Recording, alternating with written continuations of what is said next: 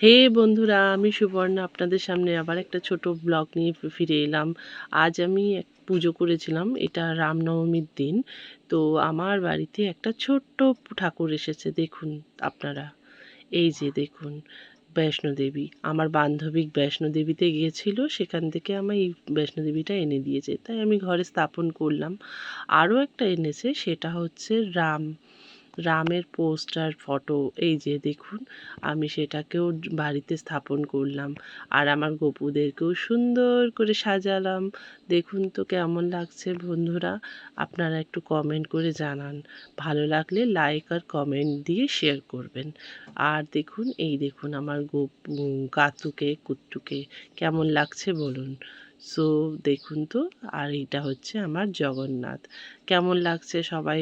ওকে, আপনাদের ভালো লাগলে তাহলে আমাকে জানাবেন। বাই।